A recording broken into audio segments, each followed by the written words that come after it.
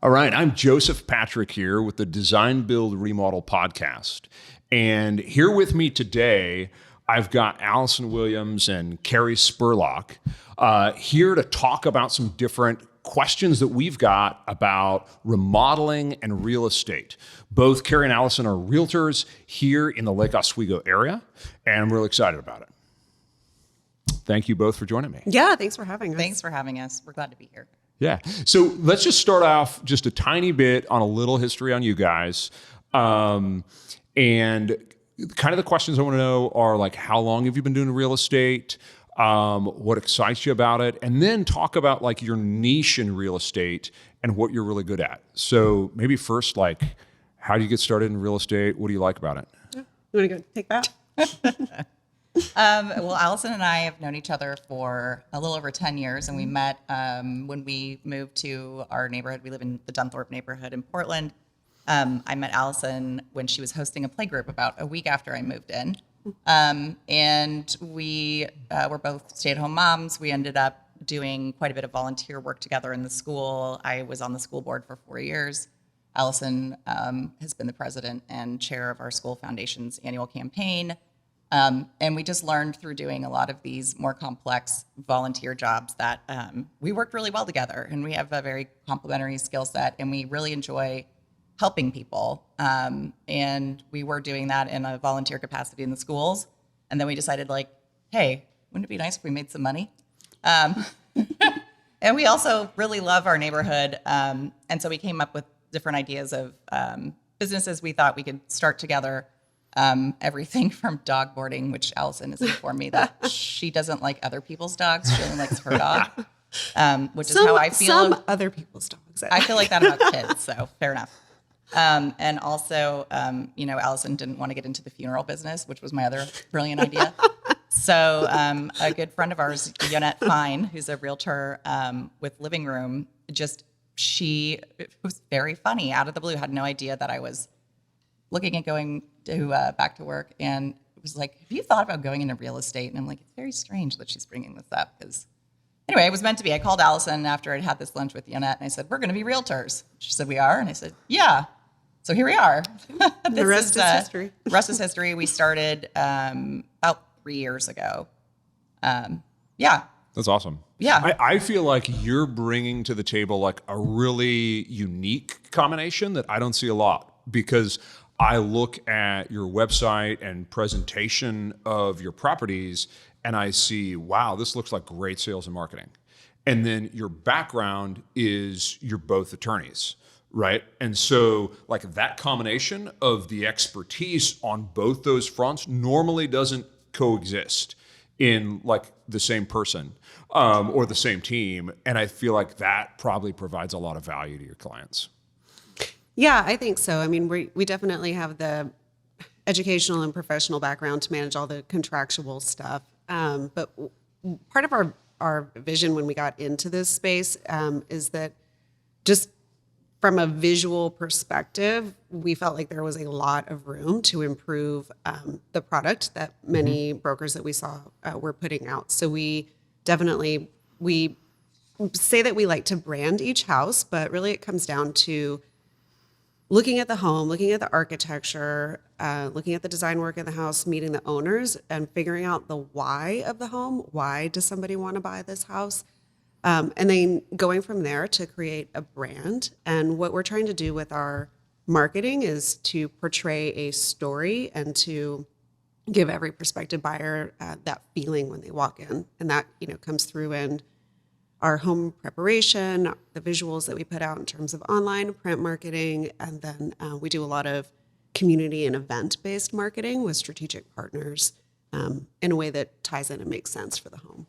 Yeah, and also the other thing that's such a pain point in selling a house or buying one, especially selling as you've got small kids at home and you're busy and you're working, is if you're told by a realtor, like, hey, you should fix this thing or do this before you list, it's just another thing on your to-do list. So we call ourselves, we say that we provide a concierge level of service, but if we think something should be done, we have somebody that will do it for you. So our clients pay, but we can supply the person and coordinate all the vendors to get the house absolutely perfect. And we do that for a lot of people. And I think we have had great feedback on how much easier and less stressful it makes a very stressful process go. That's awesome. Well, one of the questions that we'll just start with, because we get this question all the time, is people are trying to ask and answer the question, should I move or should I remodel my space right now? And we'll get that question most of the time. We get it when there's somebody that has, either a massively outdated house or the house just isn't big enough. Where maybe they're living in, East Portland somewhere up in, the Alberta or Laurelhurst or somewhere in there, and they like their house. It's just, not big enough for their family, and they want to go up or they want to go out, which are typically pretty expensive remodels. When I float that question, what kinds of things go through your mind as far as how to answer it? My overall answer, and this sounds like a lawyer answer, is it depends. Right. There's a lot of things I would consider. First of all, is this the person's dream house? Is there some emotional connection? How long do they plan to be there? And what is the value in the neighborhood? You never want to be the most expensive house on the block. I mean, maybe you do, and you don't care about your resale value. But whenever we're advising people on projects, we're always keeping in mind, like, are you going to get this money back when you sell? And if not, maybe you're okay with it because you're going to live here for 20 years and absolutely love how your house is when it's complete. I think also the structure itself and what you're adding and the value added by doing the thing. So, for example, we talk about the challenges in selling a 3-bedroom home in some neighborhoods because a lot of people want 4. If you're living in a family neighborhood, people have multiple kids, especially now where people want offices and home offices post-pandemic. Adding a 4th bedroom is a great idea for resale value. How much is this renovation going to cost? And then factoring that into I would talk to a realtor and get a market analysis on the current value of your house and average sale prices in the neighborhood and see where your house would be valued after the remodel. And also, how do you want to finance it? Because if you decide you're going to move, the nice thing is if you buy a house that's already has the 4th bedroom, you can just roll that into a loan. And so not only do you not have to do the work, but you can finance the house, the whole thing, where you can't roll your remodel into mortgage. You could do a HELOC or take out a loan, but construction loans are a little pricier than mortgage rates. Mm-hmm. So it's just kind of like it's a case by case basis. Also, it's the value of the person. Some people value that beautiful house and they don't care that it's not what somebody else wants, and somebody else wants to stay completely within the equity line of their house so that they're not overspending based on the value. Yeah, that makes total sense. Because I think the am I making a financially wise decision is top of mind to people. Mm-hmm. And the way that most of them are looking at it is if I'm really going to invest like 9 to 14 months in doing a major remodel, I'm going to want to be here for a long time. Mm-hmm. But if I lose my job or have to move out of state or have to do something that's unforeseen, I don't want to be way underwater. I want to be able to basically recover, my money, even if, I don't make a lot of money, because these type of remodels, if they're going to be there for a long time, it's not a house flip. We're not trying to, put laminate everything everywhere. They want something that's nice. So they're not going to get maybe immediate return on investment, but they want to not be underwater. Mm-hmm. And so what are the things they should do? Sounds like talk to a realtor and kind of get an analysis. Mm-hmm. How else should they start to answer that question? Yeah, we've looked at many houses where they have been over remodeled and the person was underwater, and that's never fun news to deliver Yeah. to a client or a potential client. But it does happen, pretty often. I would say that it, in theory, it might not be exactly perfect, but you can kind of create a math equation and look at a pros and cons list. If you price the house, talk to a realtor, talk to a contractor and get a price, look at resale values and where you might potentially be moving to, you should be able to kind of piece together an option that is financially makes sense by bringing together all of these, different players. Yeah. One of the things, and it's probably unique to neighborhoods, but I'm curious how you guys think about this. One of the things, and I don't know, have you guys seen the cost versus value report that Remodeling Magazine puts out? I have not. So it's pretty common for remodelers to know about this.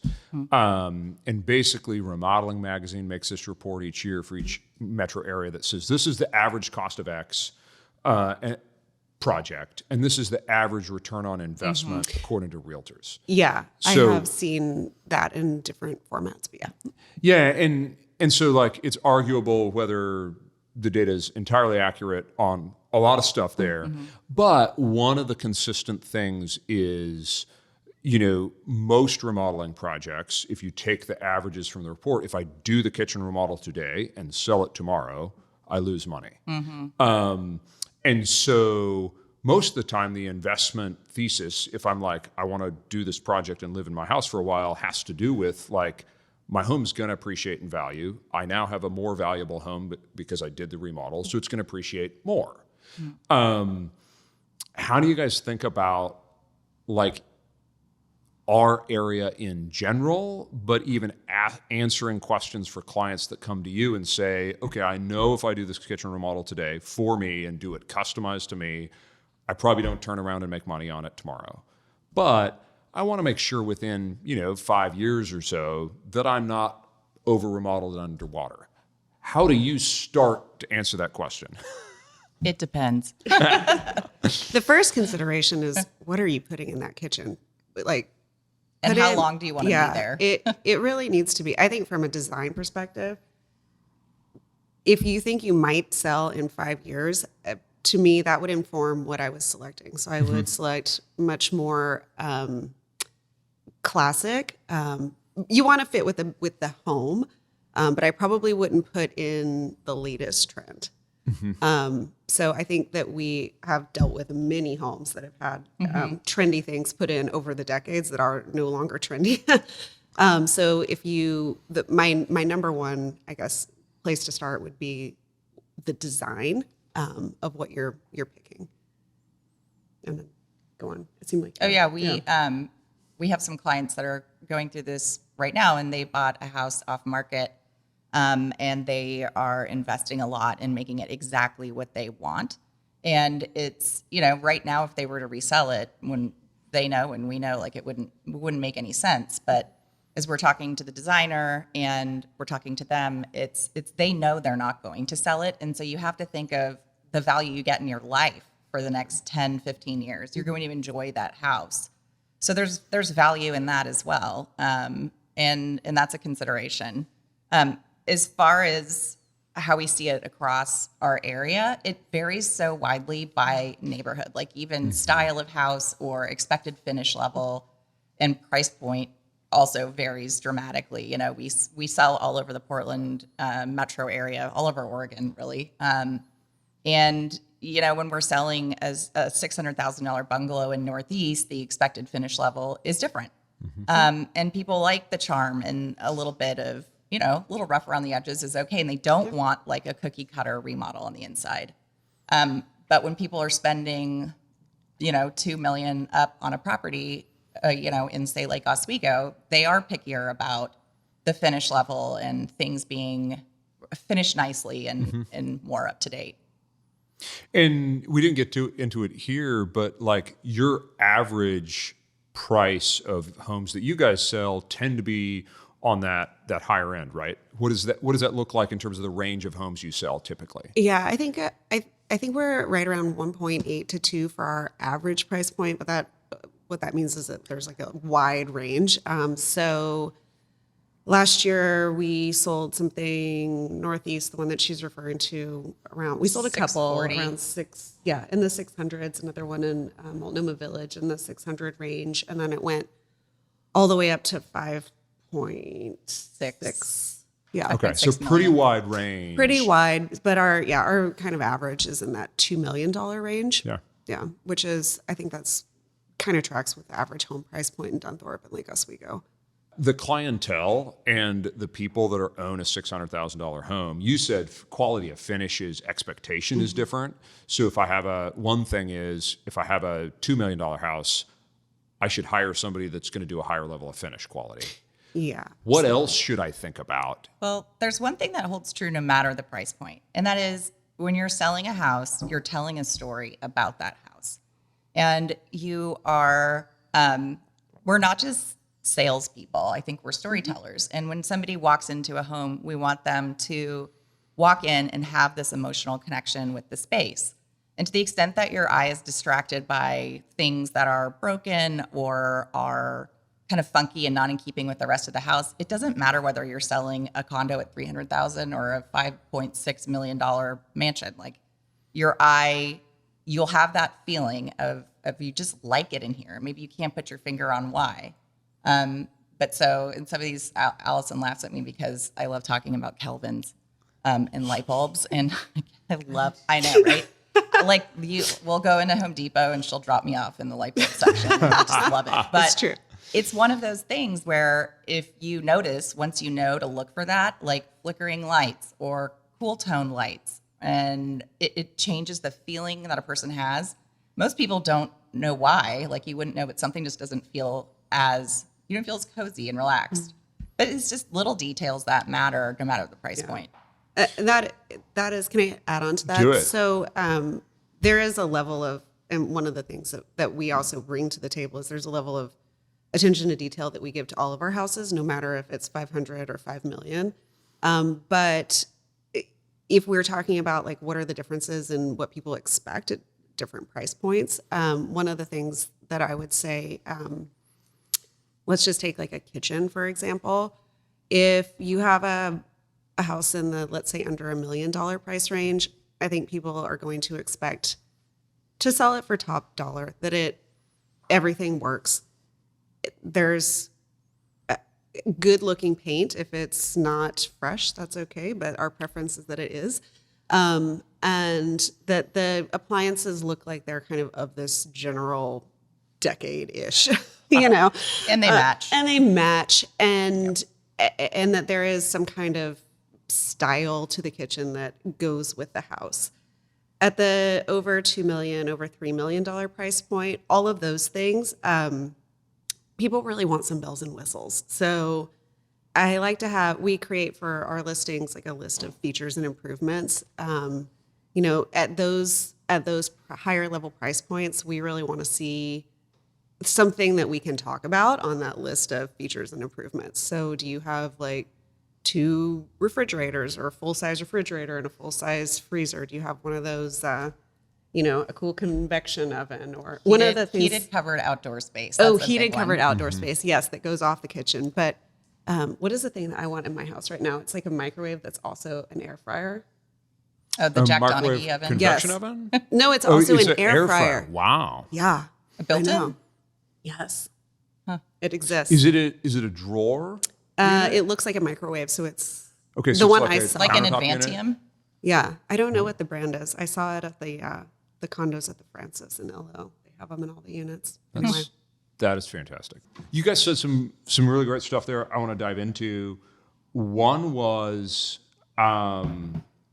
you talked about lighting, which like I did, I was our designer for a long period of time. I am, kind of running the company right now and not actually doing design work. But that's not something I often hear like realtors talk about, is the design elements in the home that affect the feeling of somebody that walks in.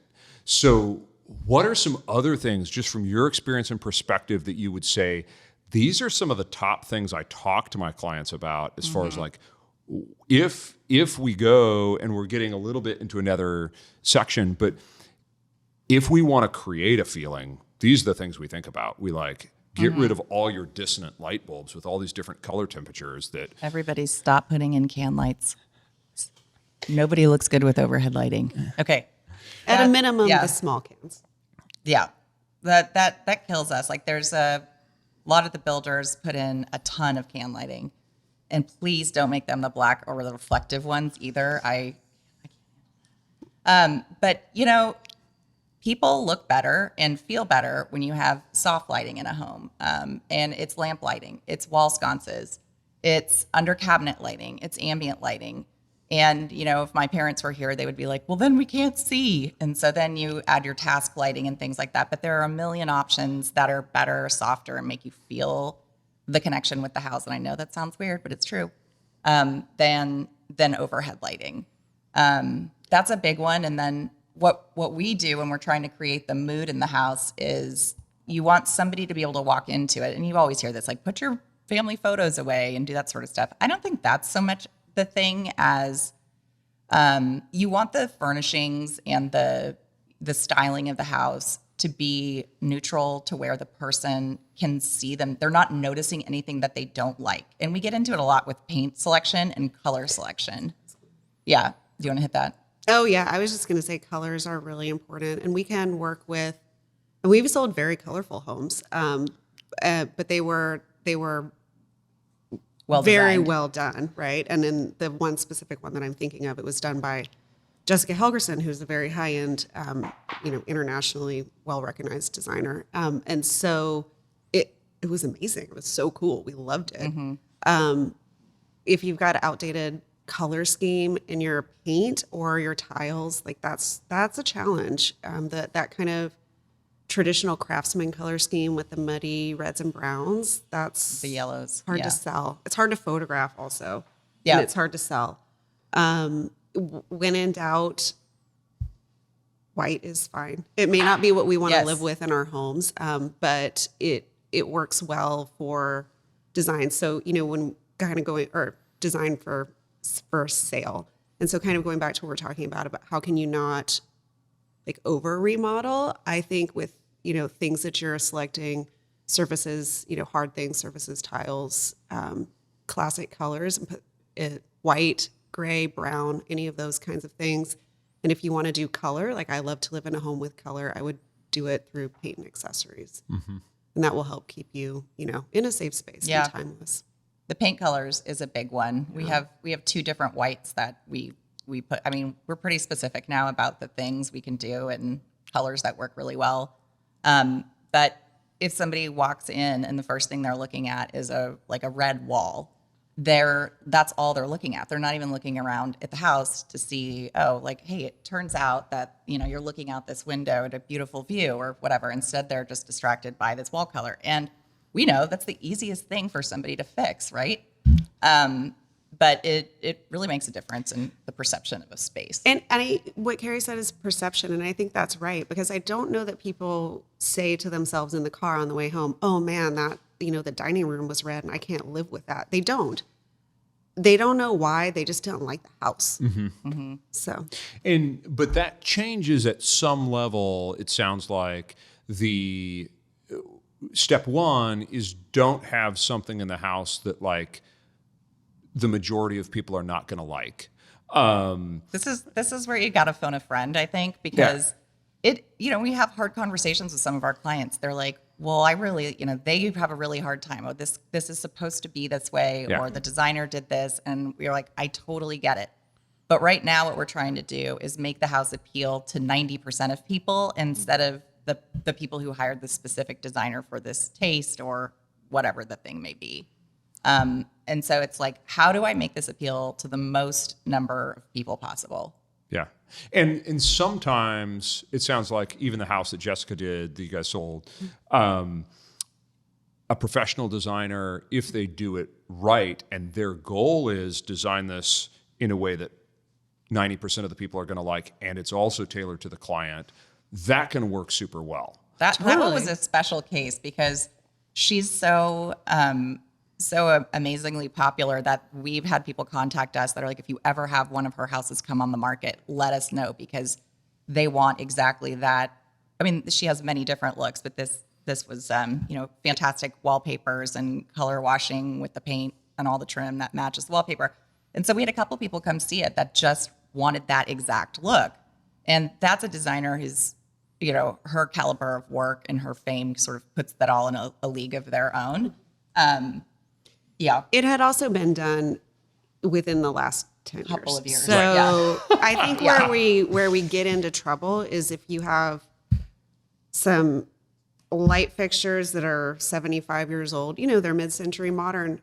I like mid-century modern. Carrie really likes mid-century modern. We all like it, but not all of it. It's not all good. Still translates to today. Yeah.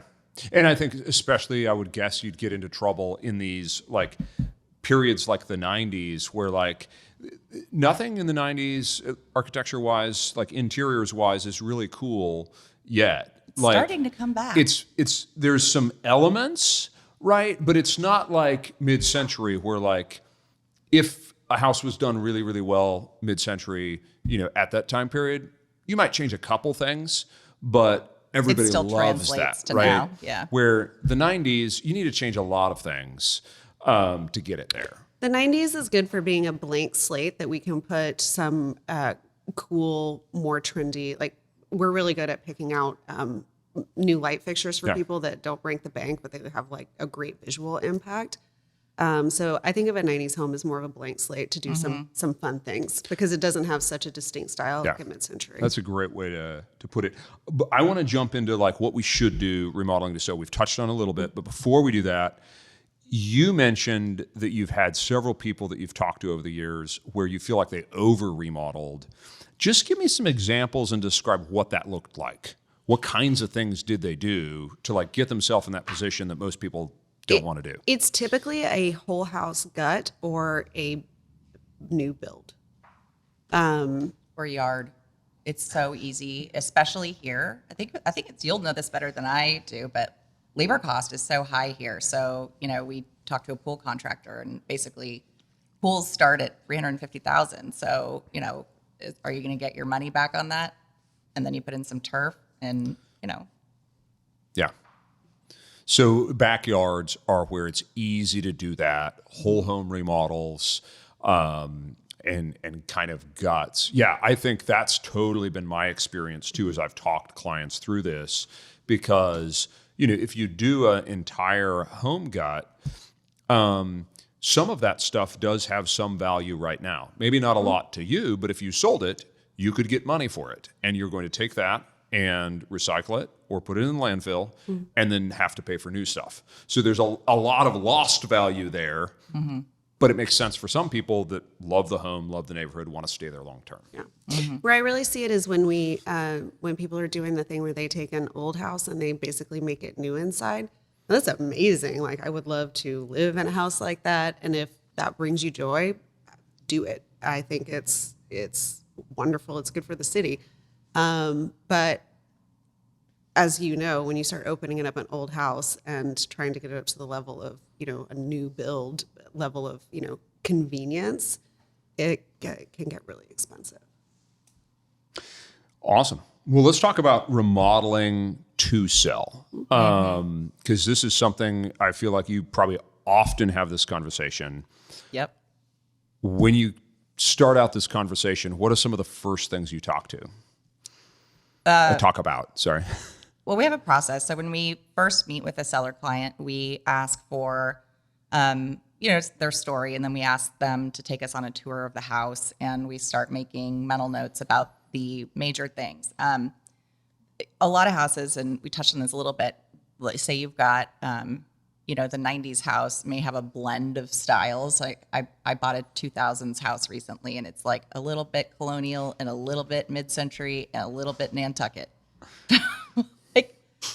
It's really special. But, it's about making sure that you pick a design style. In my case, I'm going Nantucket, but I'm taking it all the way there. Sarah Gray, thank you. My designer that I'm working with is wonderful.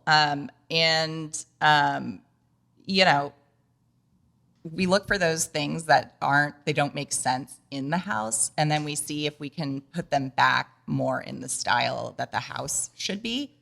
And some of that can be done, like Allison said, with even light fixtures and just nods to the design of the house. We are not interior designers, most definitely, but we can do little things here and there. And we advise our clients on which fixtures to select and things like that. Yeah. But when we do the tour, so like, for example, this happens all the time because sometimes it's not about whether you're necessarily adding resale value to the house, but whether the house would sell at all, depending on what the things are that are out of date. Especially now, well, sort of a turbulent world out there this week. And people don't want to move into a house that, in our experience over the last couple of years, that they are going to have to plunk a bunch of cash into. Mm-hmm. They're concerned that, again, especially this week, like, well, maybe they need the cash on hand and they're putting a lot of money into their loans because interest rates are high. So this morning, for example, I met with a contractor that we work with all the time. He's very fast. He has his own subs, and we do enough business with him that he's available when we need him. But we're doing 3 full bathroom remodels, and we're changing the countertops in the kitchen because, sure, everybody wants granite and hard surfaces or quartz now. But even, those surfaces that were popular 10 years ago now look dated, even though they're hard surface. So that's the sort of stuff we do. And then we're building this long spreadsheet, and we'll do, we'll get all the bids and the cost analysis, and then let them pick what they want to do and work with our contractor to get it done. But it's different than if you're doing a bathroom remodel, I'm sure, because we are going to take every feature that we can salvage out of the bathroom, and we're going to leave it as is. And you can do a lot in making something look a whole lot better by changing faucets and fixtures, tones of metal to what's more popular now. But is it going to be the, all the bells and whistles and perfect product that you would present? No, probably not. But it's going to help convey the feeling to a prospective buyer that this house isn't so out of date. Mm-hmm. One sec. I just love how you started with, when we look at it, the way we start is we need to tell a cohesive story with this home. The home needs to look and feel cohesive, because otherwise the feeling somebody has when they come in is kind of incongruity. So we want to find what's creating that incongruity and fix it, so stylistically the home works and feels like a home I want to live in. Right. I think that is a really important point that people don't necessarily think about. I've seen homeowners or realtors come to a home and they add incongruity because they think, oh, a new front door is automatically better, so let's put this one there that creates incongruity with the rest of the home, and probably did not help at all. Yeah. And then very well said. Yeah. And then, you aren't going to get all your money back likely for each one of these things. And it's funny when you refer to the list of the things you get money back for. I remember reading on one of those lists that like garage doors are like 125% back. And I'm like, nobody cares about their garage door, right? Like, that's like the least sexy thing you can do. And hardwood floor refinishing, I think, was up there also. But the point is, like, if you have an ugly garage door, Yeah. sure, that's a pretty low cost item. Right? Broken, replace it. Yeah. But if you've got a perfectly fine garage door that doesn't create incongruity with the rest of the house, Right. Probably don't. And we've had a lot of people think that they need to fix everything before they list the house. And frankly, that is also not our recommendation, because we still get in competitive bidding situations where sometimes we're in contract on, our sellers were in contract on their house, and all of the repairs were waived. So they did the inspection, but they're not doing any repairs. So, we suggested that could be what the case was, in which case anything you did to repair stuff ahead of time, you didn't necessarily have to do. Now, we do think if you have those incongruous things, or things that are visibly not, like, I can look over there and tell your microwave door is falling off, like that sort of stuff, absolutely fix. Mm-hmm. Yeah. Talk to me more about the kinds of things that we need to not have for the home not to sell at all. Because I think that is something that people don't think about when they're like asking just the ROI question. They don't think about like the ROI of having this home sit on the market for a year or a long period of time and then having to price reduce, and maybe like the ROI of doing this technically, may not like pencil out, but like if you calculate all of the problems with that, like is the right decision.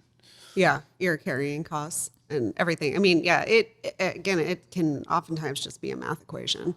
But you want to talk about the things that people should not have in their houses, or things that Yeah, well, what are the things that like would prevent a house from sale right now in your guys' perspective? Well, I think walking in and having an overall sense that there is a lot of work that needs to be done. And that is not something that I can quantify exactly. It's a feeling that you get.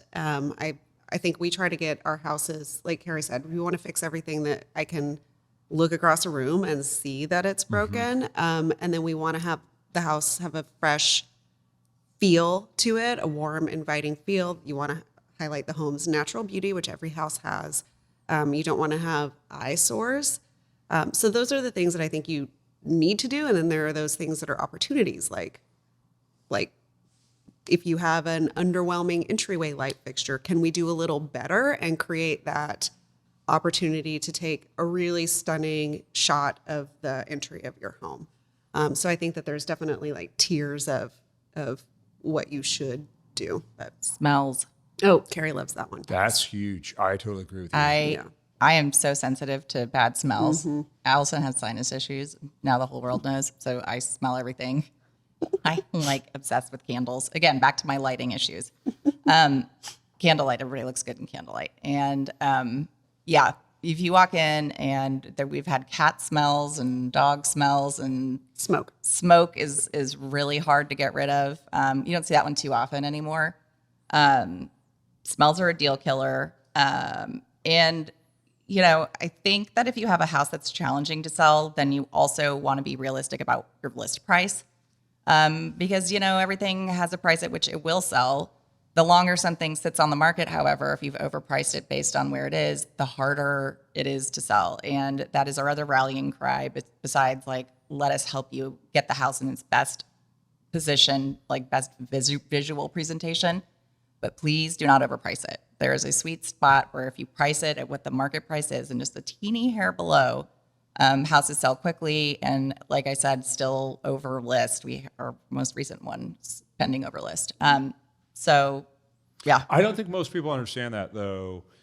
Talk to me about like, so if I price a home too high and it sits on the market for a long time, is the end price that I'm going to get likely lower than I could have gotten if I just priced it correctly? Absolutely. Why? 100%. Absolutely. You get into a situation. So if you have a house where the reasonable price range, where your broker did a CMA for you and told you this house might sell between 1.5 and 1.6, but you really felt like the house was worth 1.7, and that's what you wanted to list it for. Your broker is not making that choice, so it's always your choice about where you're going to list the house. So say you go on the market at 1.7 instead of, if we say a house is worth 1.5 to 1.6, we really want to see it like priced in that price range, and then honestly maybe even $5,000 below that price range, because that's when we can get competitive bidding situation and it bids the price up, as compared to if you started too high, then all of a sudden you've got to do a $50,000 price cut. So now you're down to 1.65. Then you've got to keep going, and in a not super hot market, buyers already feel like they have a little bit of extra time. And this can also be time of year dependent, but there are a lot of people who are happy to sit back and watch you drop the price 50,000, 50,000, 50,000. And then you're just kind of chasing, you're chasing the price down, which is a worst case scenario. And we always tell people we're not pricing the house, the market price is the house. And so that's our job, to show you all the comps, and then we're reading what we think the market says. And we give people a range, and of course, the lower you go in the range, the more likely it is to sell. But yeah, and it really depends on price point also, because historically, in Dunthorpe and Lake Oswego, the higher priced homes just take longer to sell. And like I moved here from California where everything sells in 2 days, and you're like, man, that house has had a sign up for like a year. What's the deal? And you're like, there are only so many buyers in that, especially $4+ million range, and things will just sit there for a while. And then we have to start with, the right price, but also be counseling our clients that this could take a while, and we can't, we can't materialize the buyer. All we can do is put the marketing out there and make sure the buyer sees it and sees the value. And then sometimes, if I can just kind of tie this back into remodeling, sometimes the house should be priced at a certain price point. And sometimes it really doesn't make sense to drop the price. So we feel this way oftentimes with homes that are priced in that like super high price point. You're just appealing to buyers who understand that they can come in and write an offer that's $500,000 less than where you have it listed. And we don't see a higher price necessarily unless it's really too high, but it just doesn't seem to be a deterrent for market activity. But in those cases, if the home isn't selling, what has been our opinion is that it's much more beneficial to improve the product that you're offering. So that's when remodeling, even if it's like, even if the listing has been on the market, if you're getting feedback or just a feeling that like an outdated kitchen or something is causing a problem, sometimes it can be the case that you go back to an active listing and you're going to tweak what you're offering as opposed to dropping the price. Yeah, and also on that note, when you're at a price point where there aren't many houses on the market, the sellability is driven somewhat by what else is on the market. So in Dunthorpe, we had 2 houses listed in that mid 5s to 6 range, and there are a couple other houses on the market. And so everybody who came in to look at one of them would look at all of them. And for whatever reason, people, picked the one they picked. And so what you decide to do to the house in remodeling or refreshing could just depend on what else is on the market at the time. That makes tons of sense. And does it change the equation a little bit when you get into that like $4 to $5 million plus home in terms of remodeling specific aspects? The things I think about are, one is the cohesiveness with the rest of the home is really important. Mm-hmm. We've had clients come in and say like, hey, I really like my $5 million home, but I kind of want the entire aesthetic to be different. And they just don't anticipate like how much money it takes to turn the entire $5 million home to look like something different. But then at the same time, when you've got a particular aspect like a kitchen or series of bathrooms in one of those homes that needs change, not the whole thing, you're talking about price swings of $500K or something. Mm-hmm. And so it gives you, more money to work with to solve that issue. So do you think about remodeling differently when you're thinking about selling a $5 million home versus like a $500,000 home? I would say that we actually, with one exception where there was a wing of the house that was like 1980s and hadn't been touched at all. This was in the Jessica Helgerson house. So mm-hmm. most of it looked awesome, but then there was a wing that the owners just hadn't really used for much. So we did do kind of a light refresh on that. But I honestly feel that at our highest price points, we're doing even a little bit less than we're doing kind of in those mid, like, $1 to $2 million price point homes, just because the buyers tend to have more specific taste and then more cash to work with. And, sure. And you mentioned landfill earlier. And the thing that I never want to have happen is for us to do something and then have it be of just have it not work for the home, and then to have the buyer have to come in and take out what we did and redo it. So it's wasting money, it's wasting landfill space. So those houses are the ones that we've sold in that price point are also enormous, like 10,000 square foot houses. So, we're not going to do any major remodeling in a house that size. But also the owners in those houses have had interior designers come in, and they were stylized, but in a beautiful way. And so there was Our approach to how to prep a house changes in that event. So both of the mid-fives homes that we sold in Multnomah County this last year, one this year and one towards the end of last year, instead of hiring staging, we hired an editorial stylist. Hey, Kara, did our favorite person. So we work with Kara Corbin, and we've worked with a couple other people also. And she can come in and see how do you get that feeling, because how the owner lives in it and how the designer designed it to be lived in is different than how the camera is going to pick up the space, and different to, the flow and feel of somebody who walks in. We did the same thing with Sarah Gray's house. Actually, Shannon here helped us with that one, but Sarah's an amazing designer, and we moved around all of the stuff in her house, and she was like, I don't like this, but she was great, and no, that it changed the flow. We minimize things, we pull things out. So it's more about removing things and adding tiny details and then setting the camera angle versus bringing in styling and staging options. And then sometimes also, a couple times at higher price points, we've had issues with, when you talk about big issues, so floor plan, layout. One time we listed a house that was half built, and the contractor wanted to build it in that, or to sell it in that state, and then let the buyer pick all the stuff that was going in it. So in those circumstances, we're looking at solutions that are kind of between bringing in a contractor to do remodeling or just staging. So in those circumstances, you might want to work with a contractor to create a floor plan that solves whatever the specific issue is. That could be presented as part of the marketing package, or create visual renderings of, a solution to a problem that can work in certain cases. Yeah. Because it sounds like clients in that price point, they normally have the cash to do something after they purchase the home, and they have taste and style that they want to have cohesive maybe with their other home, or maybe, they just have more of an opinion that they want it to be this way, where if we want to do something, and I love your perspective of not wanting to do a remodel that has to get redone, just set the stage for them to do that versus do it for them. Set the stage is a really good way to say it. Yeah, agreed. Yeah, I think in some of the houses too, it is about presenting the possibility of what could be.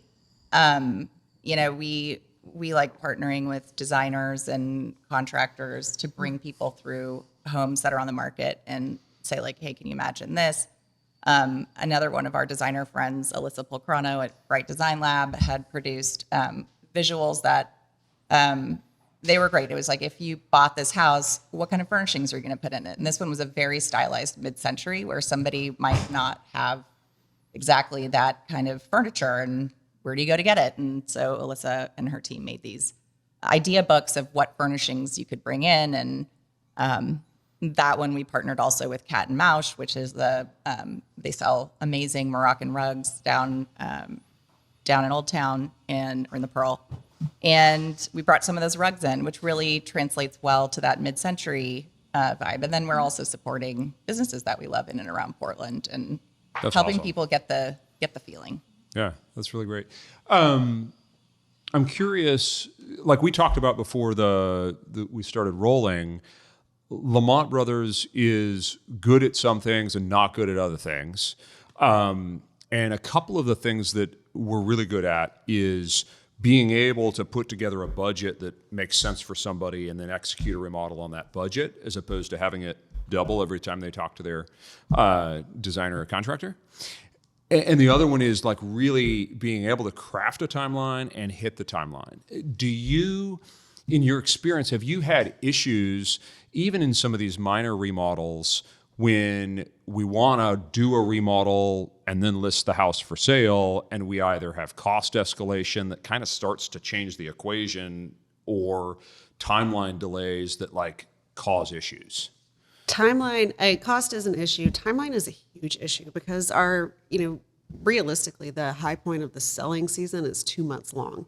And as you, I'm sure, are aware, it can 2 months of overrun can easily happen, right, with a project. I mean, it's just, that can happen.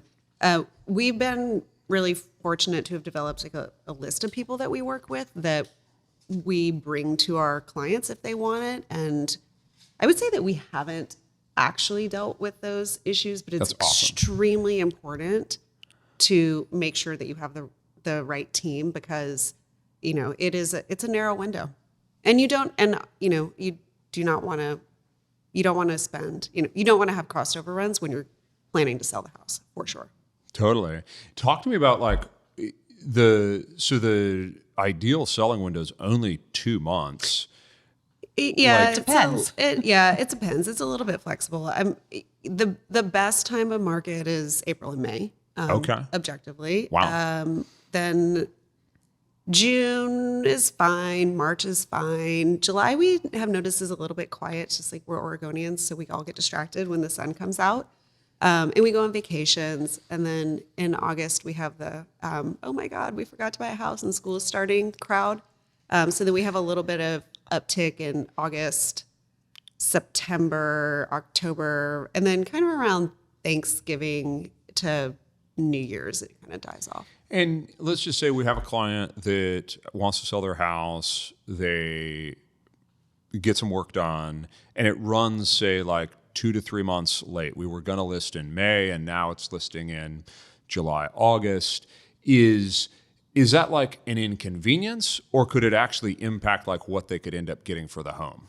It could, and so we would want to talk to them about their goals, and that's a unique situation about what should you do in that circumstance. Yeah. But yeah, and we've talked almost exclusively about listings, but from a buyer's perspective, like I think it's, if you don't have to move by the beginning of school, let's say, it's a fantastic time to buy a house in September and October, because the sellers are watching that slow time of year rapidly approaching, and the expectation, honestly, is that there's going to be a little bit of room to negotiate. So, yeah, if you miss the spring season, it's not the end of the world, but it is kind of a balancing of goals. I think it depends a lot on location and style of home too, because we're sort of leaning into this conversation assuming that we're in like Lake Oswego and Dunthorpe single family homes. Yeah, like in that area in Northeast. Yeah. Those Those houses sell like a hot Doesn't matter. potato no matter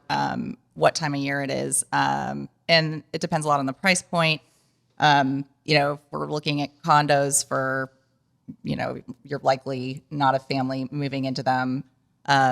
Totally different scenario. And same thing, we're seeing a lot of empty nesters look for homes. And so we had a listing that came on a little off season, and we had so many, it was a condo in Lake Oswego, townhouse, and so many empty nesters came in to look at that property. So it depends on the location, the price point. The property. Yeah. Yeah, makes total sense.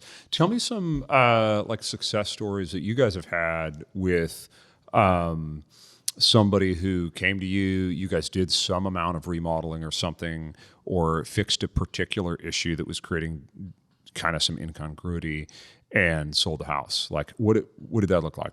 So we had some clients who came to us, and they had actually, I met them at our local play group, and they were like, can you come over and look and see what you think about this house and furnishings I want to put into it? And I walked into their house, and it was a Tudor. And it was built in the 80s largely, and it had some other add-ons over time, and some of it wasn't congruous. And I walked in, and all of their furniture was super modern, like linear Italian leather sofas and all of this stuff. And I was like, oh, like this isn't about remodeling your house or buying new furniture. This is like, you just don't like this house. Like, they had bought a house and they got a pretty good deal on it. And I said, have you thought about looking for something else? And then we ended up having an ongoing conversation with them. And turns out they love a mid-century, and like a real Northwest regional mid-century. And one of the things we think of, that we tell people all the time, is just because a house isn't listed doesn't mean it's not for sale. And there are so many more houses on the market that aren't on the market. And we've had great luck when we know exactly what a client wants, just going out there, We write letters, we've door knocked. And in this case, we happened to get an email from somebody else who wanted to sell a house that had been a rental. And it was a John Stores original and pretty much like mint condition. And exactly this, we knew our clients wanted something flat and sunny, and their current house was, it was beautiful and overlooked a creek, but it just wasn't what they wanted. And so we went in there, and it was, it was a stylized house. It had some really interesting features. It had a spiral staircase that went from the kitchen into the master bedroom. And like, these are features we weren't going to change. It was very beautiful woodworking. It didn't work for them at all. They had little kids, and they had like taped it up with saran wrap so they didn't lose a baby down the hole in the bedroom. But it was that one we did. We worked with them, and we are so grateful when our clients trust the process, because sometimes, it's expensive and time consuming to change like a major chandelier in your entryway. But in that case, it was like one of the things that we thought had to be changed. Anyway, so we repainted the whole house, and we worked with them. They had a tiny baby and a toddler, and busy jobs, and we helped them to get the stuff done that we thought would make a big difference. And we did find that one miracle buyer. They came through, we got that under contract, and then we got them into off market, their dream house in, down the road, which we just talked to the owners. And actually that was pretty funny. She was not funny. It was a little crazy because she was in China, and there were multiple parties that were ownership of this LLC. So these deals get very funny. We ended up doing seller carried financing on the buy side. So it became very stressful, right? That we've got essentially like 3 transactions back to back to back that have to connect, and we had to sell the house to make this all happen. But yeah, we did the little light fixture changes, and we were really grateful that they trusted us to sort of make all of the moving parts and pieces come together, and everybody ended up really happy. Yeah, it takes a buyer who has like an appetite to do remodeling. And this is where it can actually be really helpful to partner with contractors, or we've had designers and interior designers walk through in the past, because it can be hard to see the vision. Even for us, and we do it all the time. I'm constantly hearing ideas from other professionals that I would not have had myself. But I think buying a house, if you have the appetite to remodel it, I think it's a fantastic idea, because then you get exactly what you want. And if you keep in mind your lifestyle and how soon you might want to sell the home, and you want to be practical about it, but it can really be a wonderful way to get at the end of the day, a great deal. Yeah, and I would say, we're pretty good at reading our clients, and on the buyer side, like, who do we think of our interior designers that we know, like, and trust? Who would they be a good personality fit with? Who do we think would really enjoy the project? And then we can sort of make a love match. Like, another person we work with and love is our friend Holly Freris, JHL Design. She's incredible and has done some really amazing work all over, but in our neighborhood particularly. And she'll, talk to our clients, and she sat through, for example, in the house that was half constructed, we did an open house sort of event where we brought in a financing specialist who could do a loan, because it wasn't a construction loan and it's not a new home loan. So there's basically like one product that would have worked, and there was one person in Portland that had this product. And so she came into this event that we hosted. Holly was there talking about design potential and what she could do to the interiors. And then our friend Wes Uni is an incredible landscape designer, and he was there with like renderings of some of his work, talking about what's possible. But I can tell people, and Allison can tell people what we think we would do, but I fully believe that if you're hiring an expert in something, I don't want to give my opinion on something that is not my expertise. Like, I can help you sell your house or buy one, and I love that process. But, like, I fully trust that there is somebody who is a much better eye on how to make it perfect, and bringing that person in and having that like third party expert, I think, is really beneficial to a buyer. That's fantastic. So it sounds like that's one of the things you guys regularly do to help people on the buy side. Yeah. We are, real estate brokers we are here to market your home. But there really is such a need for many different types of professionals, I think, in almost every real estate transaction. And it's great. Like, we're very collaborative. And Portland is that kind of town too. There's so many interesting people making and doing and cooking. And to the extent that, if we bring in somebody that we think does an incredible job that we've come across, we met Wes because I drove by a house that he did the landscape, and it looked like nothing else I'd ever seen. It was like perennials and cactuses and hills. And I was like, that's so weird. And I love it so much. And then we got to be friends with him, and he helps us with lots of our houses and does major landscape projects, for wineries in the valley and for some of our clients too. But that collaborative, everybody wins feeling is great.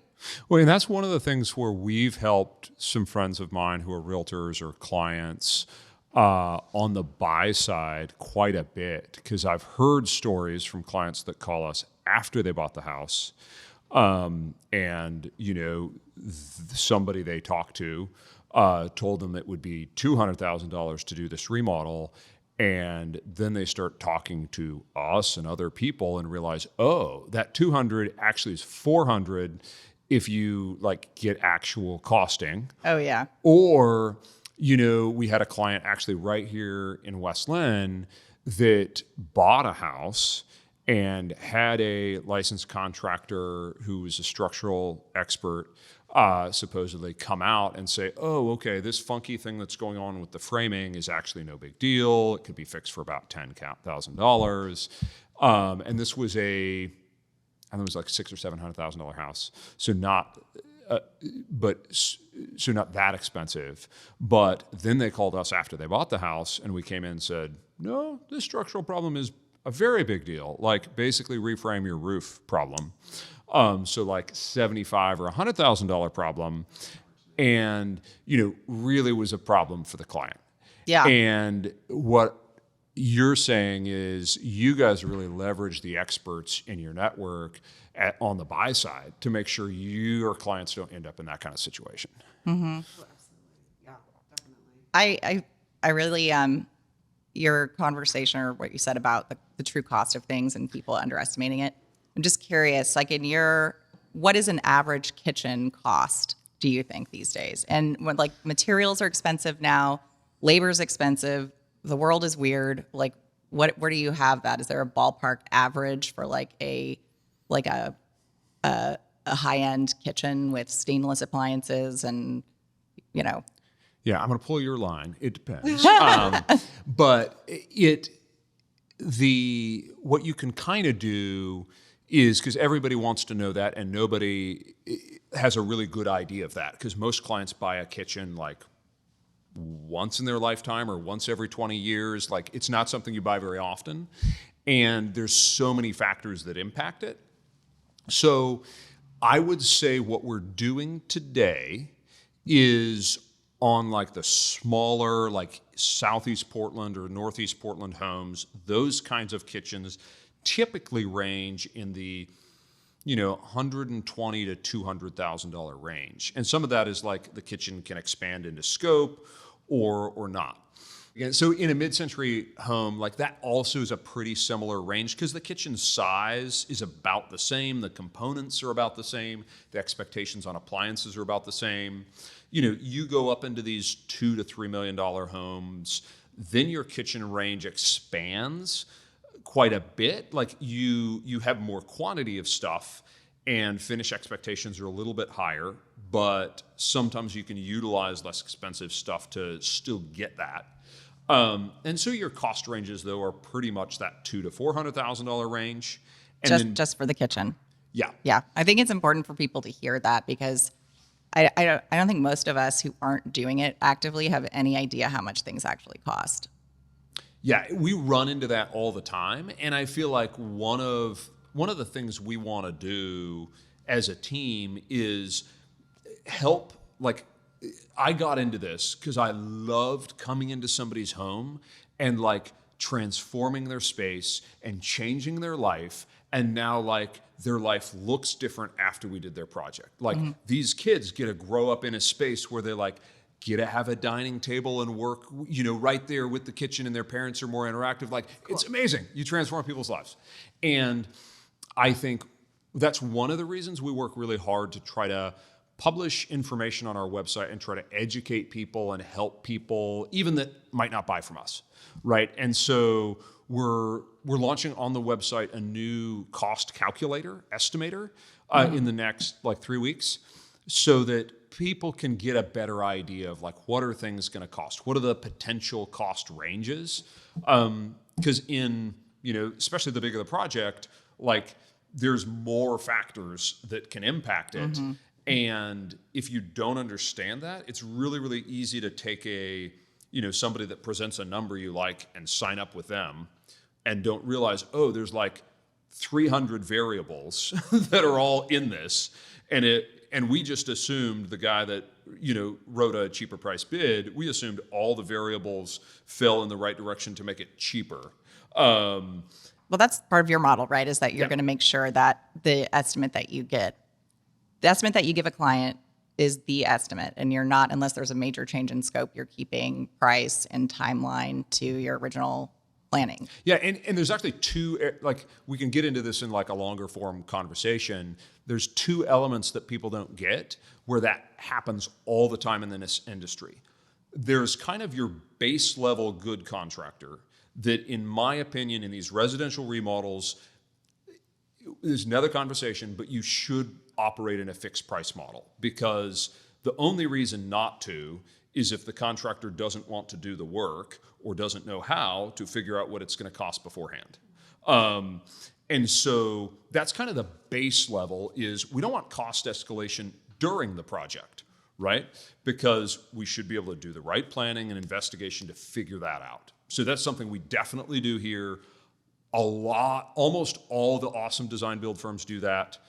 Where they'll slip in things is in allowances. So we'll do 90% of the work or 80% of the work, but then I've seen firms have a fixed price contract, but we're going to throw, $6,000 in there for the electrician. We'll get his bill eventually and we'll close out that allowance. And so we're setting ourselves up for cost escalation. When like we actually have a plan, we know what we're going to do, like we might as well get the electrician's bid ahead of time. Like, why not? Then we'd know. Imagine that. Right. So that's one area. The other area is in that budgeting phase. And this is where it most often happens with like design build firms like us, or people who do get to a real fixed price contract. And this is harder to do, I feel like, but it's where we start with a budget where a client says, I want this life change. And I have about $200,000 to spend to get that. And then they hire a firm and they pay them thousands of dollars to get started with design work. And then we start getting costs back as we work toward that fixed price contract. And it's not $200,000, it's $350,000. And so now we've spent thousands of dollars in design work, and we're not even like relatively close. We're like, 100% or more off budget. And I see that happen all the time. And so those are the two areas that we've worked really, really hard to help people just do it differently, because you shouldn't have to do it that way, even though like it's kind of typical and common. And people even, there's even articles I've read where like, you need to set your expectation to like 50% over. Yeah, exactly. Well, it's hard. I mean, you've got so many parts and pieces, and you've got labor, and you've got permitting, and you're at the will of Multnomah or Clackamas, whatever counties, and there's a lot of factors that you have. Must be really hard to estimate. Yeah. Okay, I have a question for you. So I was on your website and looking, I think through your YouTube, and it had you, I don't know where you were, but you were highlighting some of the kind of fun bells and whistles and new things that I hadn't seen before that are going into houses. So you would like this one. I should have sent it to you. So one of them was like a shower pocket door. But there were all kinds of things like that I was like, oh, it's so fun to see some innovation in the industry. And Is it a glass door? Yeah. So what I really like about this system is it's a component of a full shower drying system. So I'm fairly athletic. I bike to work today. I work out at least once or twice a day. So we're always using our shower. And we live in the Northwest. It's quite humid already, and so this company's designed a system to dry the shower, like within 20 minutes to an hour after you take the shower, to prevent all of the bacterial growth that you would get. also you could blow dry your hair in there and it wouldn't get frizzy. I mean, They don't amazing. advertise it as like it dries you too. no, but I might mean, like the take a room little isn't long. humid. Those of us with I was curly hair. completely lost. I was completely Sorry. lost. Okay. No, Yeah. you're right. Connecting 'cause the dots. You'll go into bathrooms that aren't well ventilated and Yes. are used And it's humid frequently, in there for and it's 2 super hours. Humid. Yeah. Exactly. So this shower drying system has this shower pocket door you can integrate into the system.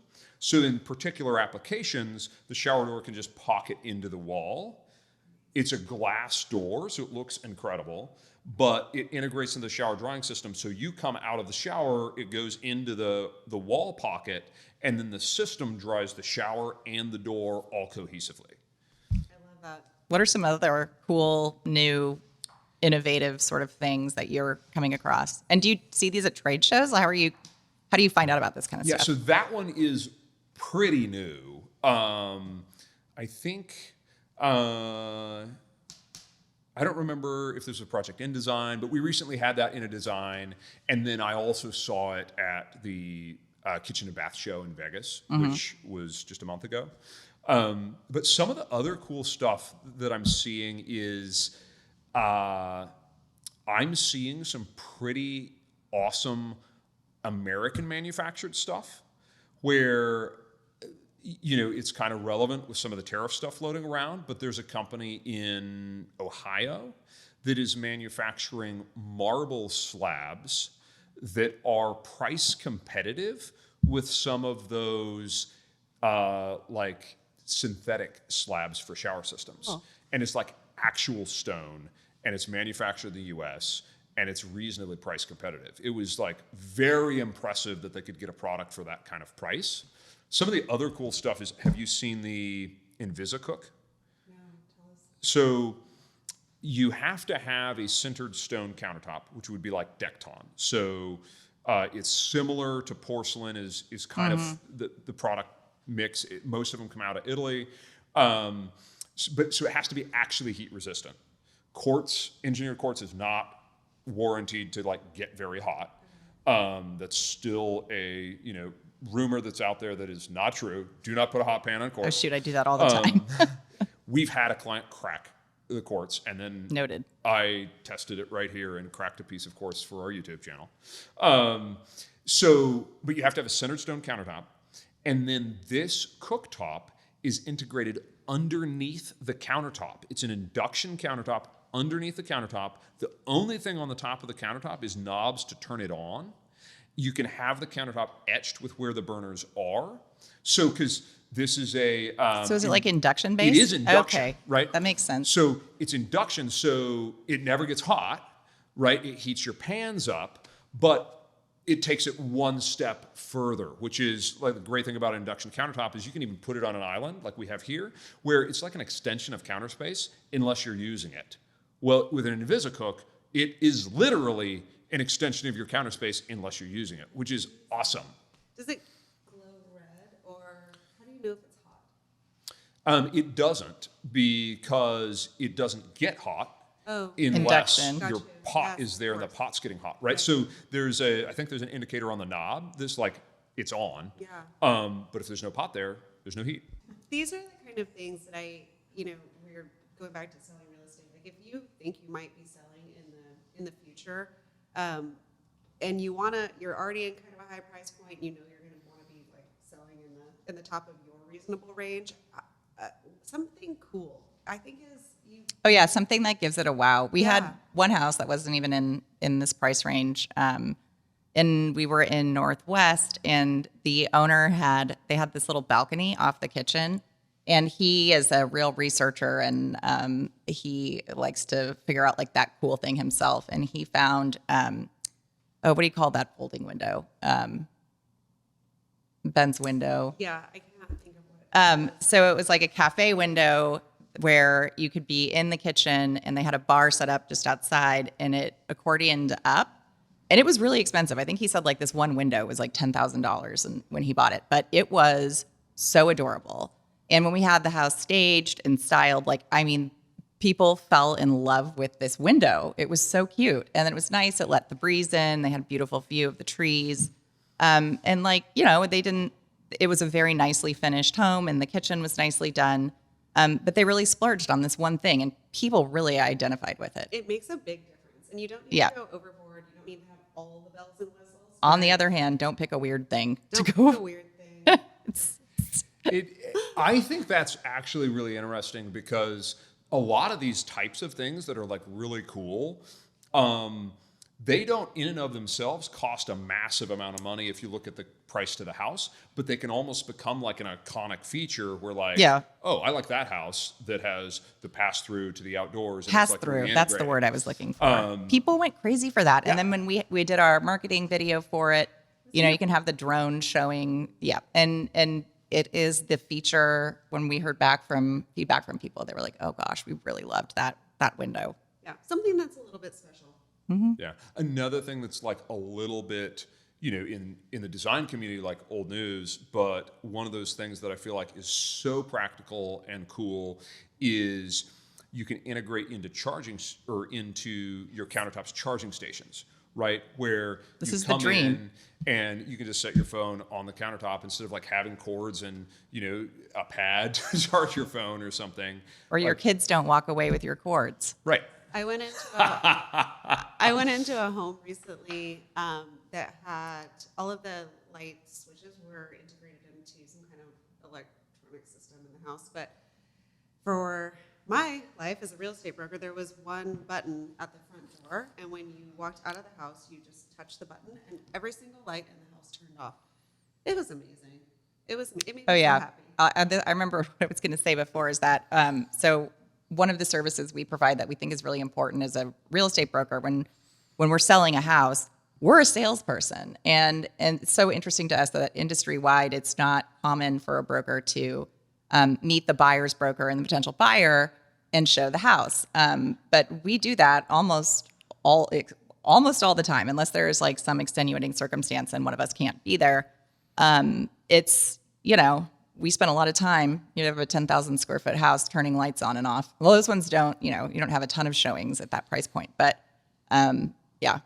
But like, you know, the cool features about that particular Oh, yeah. house, as opposed to like just making the buyer's broker and buyer wander around trying to figure them out Yeah, themselves. you don't know the best way to show it. Like we had one house that we closed on in January, and it's a beautiful house, but unless you knew it had two entrances, two different streets. So you have to explain to somebody coming how to actually get to the house. Because if you go to the wrong entrance, which I did the first time I get there, then I'm sitting in this place and I'm like, where am I? Am I even here? And when you're starting off a showing, again, it's about that feeling. You're like, I don't feel good. And I'm walking in to look at this house. And then it also has sort of a meandering floor plan. And if you have somebody narrate to you, oh, well, you know, it's concentric circles as you go up.